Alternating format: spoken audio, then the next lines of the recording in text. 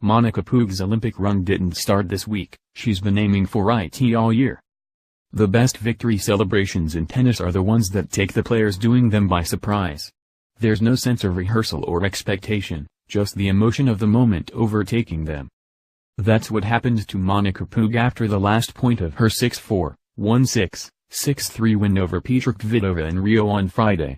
When Puig saw the Czech's final forehand sail over the sideline, she dropped her racket and leaped into the air. Then, unable to stop, she did it 2 more times in rapid succession. When Puig finally returned to earth for good, she brought her hands up to her head and shouted, "Oh my God!"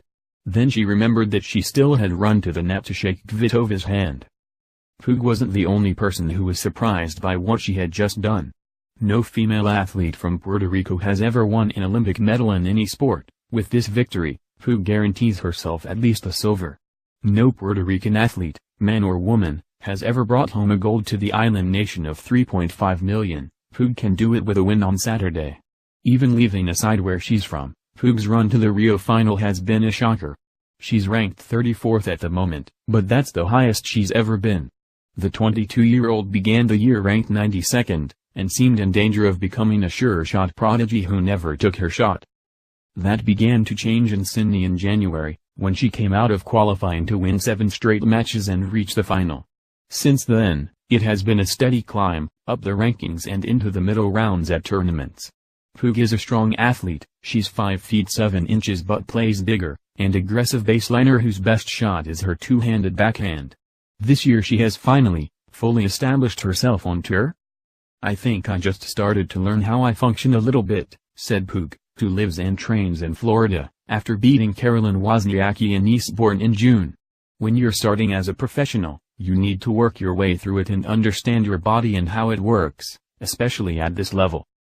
Puig has credited much of her 2016 surge to the Olympics, and the chance to represent her country. It was something that seemed virtually out of reach as she began the season. "That was just a main focus for me at the beginning of the year," Puig said this summer. "I didn't really have a shot at qualifying for the team, being almost outside the top 100. As the cut-off date to qualify approached during Roland Garros, Puig's ranking had risen, but she was still on the bubble.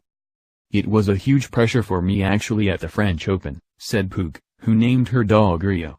"My coach, Juan Todero, was like, 'Don't worry, you're going to qualify. Just don't think about it.' Obviously there were so many people fighting for that last few positions there at the French. I put a lot of pressure on myself, but I was lucky enough to get to the 3rd round and secure my place. For me, representing my country at the Olympic Games is always something I wanted to do, and I know I'm going to enjoy that moment as much as everyone else. More, in fact. If the thought of playing in Rio inspired her, the reality of doing it has pushed her to new heights." Before her semi-final against Kvitova, Puig hadn't dropped a set, and she mauled number 3 seed Garbine Muguruza 6-1, 6-1 in the 3rd round. The always vocal Brazilian crowd has been firmly behind Puig. "When I'm playing in the WTA, it's more like I'm playing for myself, my job, let's say," Puig told the AP this week. "Here, it's not really my job. It's for my country, and I think nothing in the world can compare to that." Puig knows all about the troubles, from the economy to the Zika virus, that are currently plaguing Puerto Rico. And she understands what an Olympic medal, especially a gold medal, would mean. "I know how badly my country wanted this," Puig said on Friday. "I've secured a medal, but I know which one I want, and I'm going to go for it as hard as I can. Now I think the pressure's off, and I can go out there swinging." We'll see if the pressure really is off for Puig when she goes for the gold on Saturday against Angela Kerber. Judging by how well she played when she had to qualify for the games this spring, she might want to feel a little more pressure, rather than less. Either way, Puig is another example of how much the Olympics can mean to a tennis player. In her case, it's not just what they can mean for 2 weeks, but what they can mean to a career. The games gave Puig a chance to play tennis not for herself, but for her country. They gave her a chance to play tennis not for work, but for love. Maybe it shouldn't be such a surprise that she has responded the way she did.